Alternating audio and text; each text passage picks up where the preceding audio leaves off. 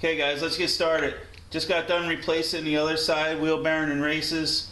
Like I mentioned before, they were pretty bad. This side does have some play in it, so instead of just repacking and reinstalling and adjusting, we'll take and replace the wheel bearing and races just as a demonstration.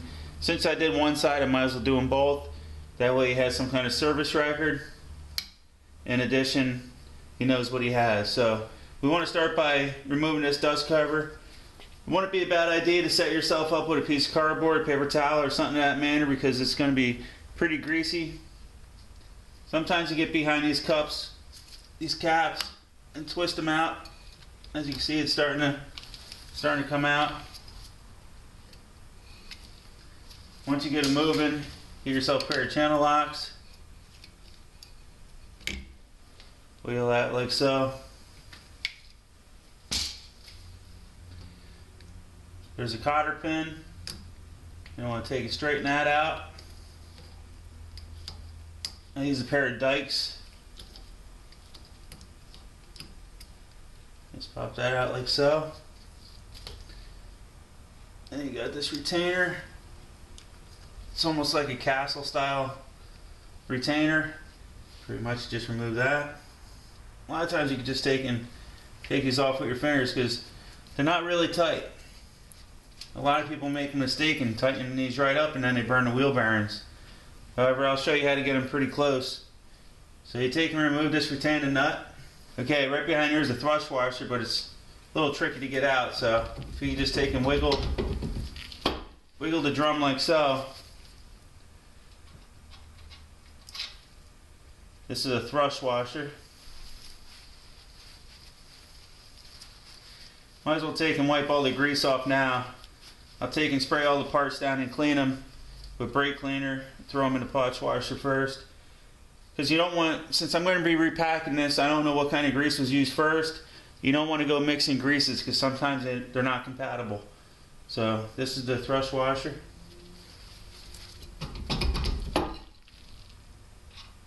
This is the outer wheel bearing. What I want to show you guys here, hopefully you can see it, you got a seal and you got your inner wheel bearing. But instead of taking and popping that seal out with a special tool or something, just leave it on. After you remove the outer wheel bearing, take and start your nut back on. Like so. And what that's going to do is catch the inner wheel bearing and act like a slide hammer and pop the seal out for you. And there you go. As you see, we just removed the inner wheel bearing and the seal. This is all getting replaced. Inside this brake drum, as you can see, this drum's in real good shape. So I'm going to take and clean this up, because when you replace the bearings, you replace the races as well. You take and move this nut. I like to get the majority of the grease off. Not only does it save my potch washer, it uses less material to clean it if I get the bulk. Okay, let's measure the brake shoes real quick, because as you remember earlier I mentioned I didn't just remove the brake drum to replace the wheel bearings. In addition, I want to inspect the brake shoes. They're conditioned, make sure there's no leaks in the wheel cylinders and whatnot, make sure the springs are in good shape, make sure the pad material is in good shape. So what you want to look for, make sure there's no cracks or missing material, make sure the shoes are not starting to separate from the backing plate. These ones are bonded. Sometimes you'll see rivets. If you don't see the rivets, then they're bonded. So what you want to do here is take a measurement. I measure in 30/32 of an inch, so we don't want to see less than 3/32 of an inch, and I'm at roughly 5/32, you know, right around 5 or 6/32, right around 5/32 all the way around. So we're in good shape. These will pass inspection with no problem. I'll take and I'll spray these down with brake cleaner prior to reinstalling everything. But that's the brake inspection. So let's proceed to replacing the wheel bearings. And if you look in closely, I'm not sure if you can see it because the light's not that great, but there's notches where you could get in with a punch to knock this race out. So what I'm going to do is put it on a block of wood like so. Then we're going to take our punch and we're going to put it in that notch. In addition, we're going to use the BFH, big friggin' hammer for the lack of better words. We're going to take and put it in there.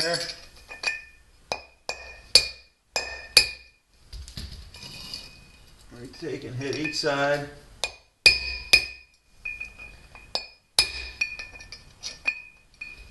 And just move around as you go.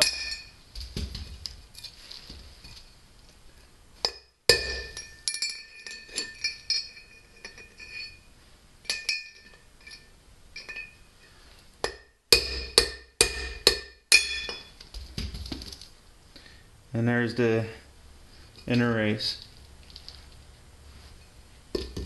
Now I'm going to take and clean that hub up real good. Now it's knocked apart. Get all that old grease out. Okay, I was going to take you over to the press for this, but then I started thinking most of you guys are not going to have a press, and you can do this without a press, so I'll demonstrate how to do this side without the press. When you get your new bearings, they're going to come with the bearing and the race. As you see, this is the outer bearing. The one I just had was the inner bearing, and we're going to need to put the race in first.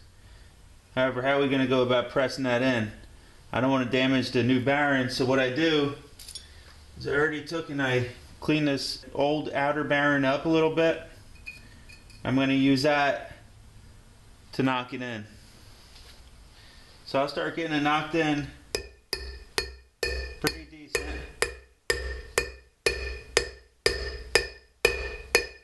Like so. And then I'll find a socket that fits this inner race pretty good, and then I'll knock it in the rest of the way. Okay, this one feels pretty good. Just like so.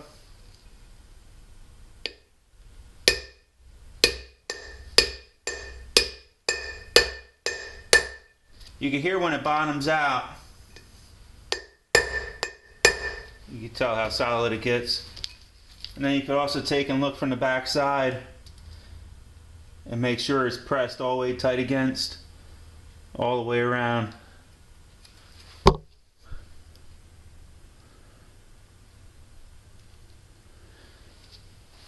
For the outer bearing, I used a 3/4 socket that fit that old bearing, this old bearing inner race pretty well. For the inner bearing, 1 1/8 inches.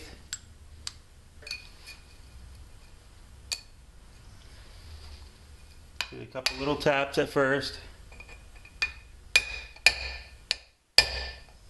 Let's get started. As you can see, this side's down a little bit further, so just gonna shift my attention to that side for a little bit.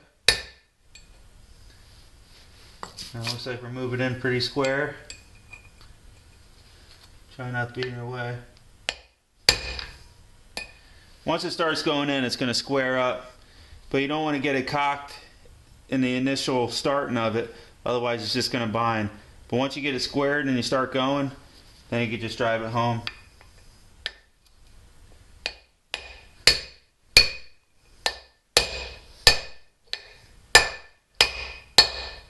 Just listen for that solid sound.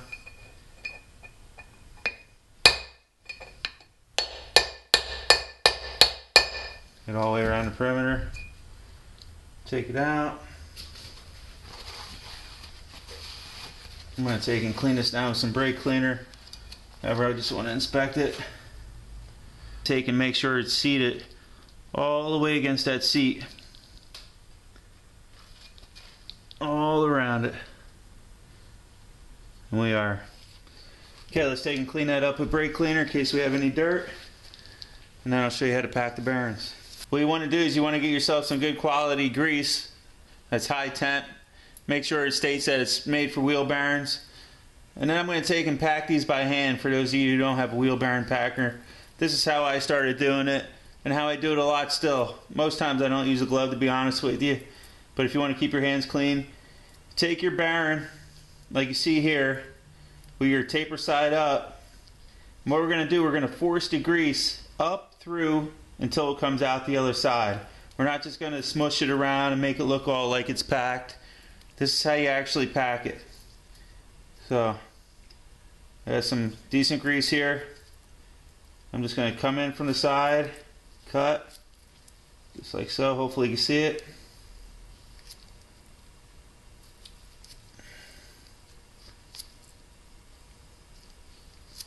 And we're forcing it up through.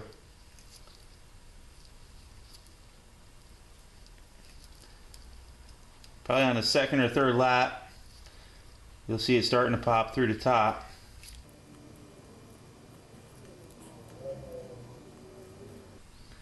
Starting to see some come up through. I'm not talking about the stuff I have smeared around. You'll see what I mean. See how it's starting to creep up through the seams?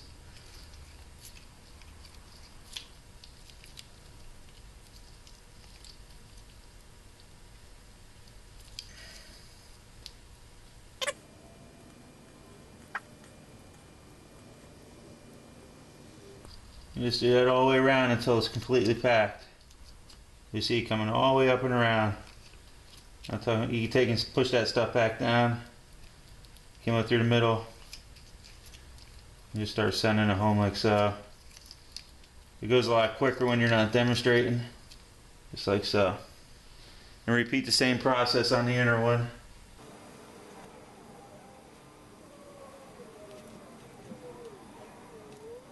Okay, doing it that way, you can say you got a truly packed bearing. Can't get much better than that.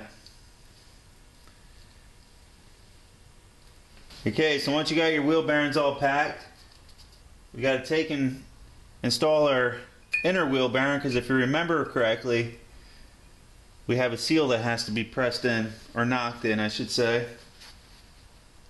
So I got the new seal. I'm take and knock that in. Like I said, I'm going to do this whole job with just basic tools.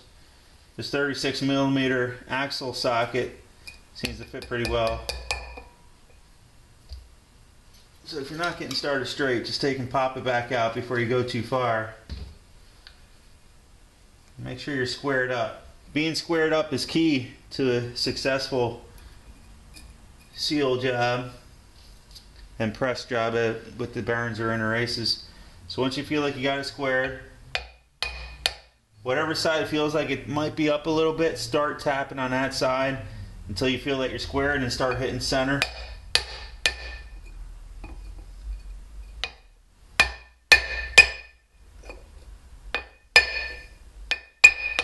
Now just taking a tap around nice and even like you see. That's good. Prior to putting this on, what I'll do, if you see in the middle between the two bearings there's a cavity, I'm going to take and I'm going to fill that with grease. You know, you want to use the same grease for the whole job. You don't want to go mixing greases. So I'm going to take and put this in that cavity. Smear that around. Just a little extra grease in there. It doesn't hurt to put a little bit on the races. Okay, as you've seen before, I took and I cleaned this up real good with brake cleaner. Take a little bit of that grease. I'll put it right around that inner ledge. As you can see, this is where the inner bearing race, the inner race of the inner bearing is going to press against. It's got a slight taper in the back, which will lock and keep the inner race from spinning. It's not a press fit, but it has a slight taper in the back. It's not a straight ledge. Has a taper up, so as you tighten it to seat it, it'll keep that inner race from spinning. And this upper portion is for the seal, and this outer portion here is for the outer inner race. And the thrust washer and the nut will keep the inner race from spinning and seat everything in. So okay, we got a little bit of grease there. Go over everything. We got our seal, inner bearing on. Brake shoes are all inspected. They're good. Don't see any leaks. So we're going to take and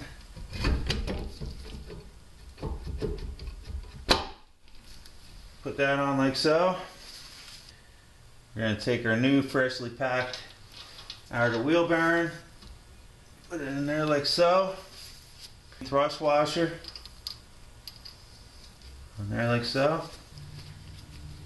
Take our clean nut.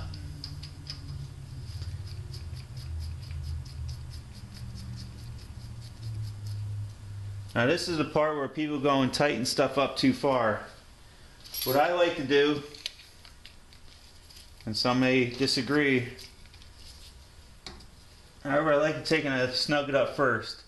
I'm taking it and I'm pressing it all together, making sure them seats are totally seated. Make sure those outer races are totally compressed. I'm not going super tight. I'm just pushing the grease out of those bearings a little bit, and then I'm loosening it back up. Okay? Then I just take and I tighten it a little bit. What you hear there is the inner brake shoes rubbing the inside of the drum. I just make that a little snug. As you can see right there, it feels good. Just like to set my pressure, just snug, not finger tight, but pretty much finger tight, and then just a little bit. You know, you feel it. You don't want it to bind. You don't want it to feel too tight, but you don't want any play. If you can take and you can move that washer back and forth a little bit, that's a good indication too as well. That's how they tell you to do it by the book. If you could take and snug it up and still move that washer side to side a little bit, then you're good. There's really no science to it, but I think we're pretty good right there. Okay, now that I got this castle nut cleaned up, you can see it a little better. Right here is the old cotter pin hole. Okay, we're going to get a new cotter pin, but we got that adjusted where we like it. If you notice, if I put it there, the hole doesn't line up for a new cotter pin. So you just keep on moving it around. As you can see right there is a perfect shot. So let me grab a new cotter pin and put that in. Okay, now this cotter pin is super critical, because think about this, guys. Your tire goes on, your wheel goes on, and right here's your lug nuts. What happens if that nut comes off? What if you forget to put this piece on and that runs loose? Your whole wheel and your drum and everything is going to come flying off. So it's critical to make sure you put everything back and you set everything correctly. So right there, it seems to line up good. Make sure you use a good cotter pin. We're going to put that in there just like so. What I like to do is give it a little tap on the top to seat it in, and then I come down below, grab it with the dikes, and fold it up. And tap it in, and snip the bottom, and bend it the other side slightly, just like so. That will keep the nut from loosening up. It'll keep that preset load that we just adjusted. Okay, next we're going to take and reinstall the dust cover. That's simply what this is. This is just to keep the road grime and dust from entering the bearing and tearing it up. If you have it to where they fit too loose going on and they come back off, I usually do this no matter what, just so I only have to do it one time. I'll take a pair of dikes. I'll just take and like pull up a little bit. See how I just did that? Then we just take and hit that ridge all the way around.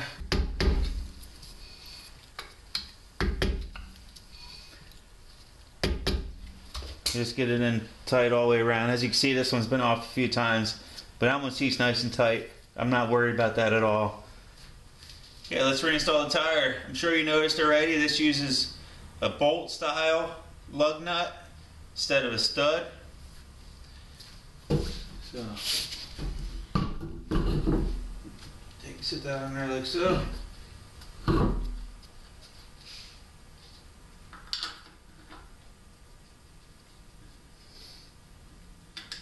Gotta admit, I like the studs better. But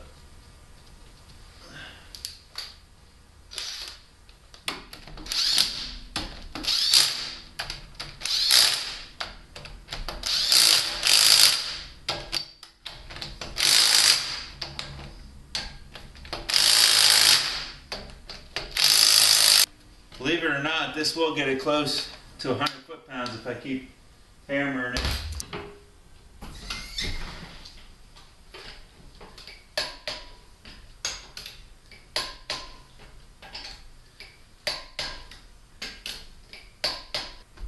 Okay, that's all there is to it, guys. I'm going to hammer out the front struts real quick. It's going to need a front end alignment. So she'll be going to the tire shop, getting new tires put on it. So let's move to the front struts. I'm Will Robinson from Robinson's Auto, toolsandtime.com. Thanks for watching.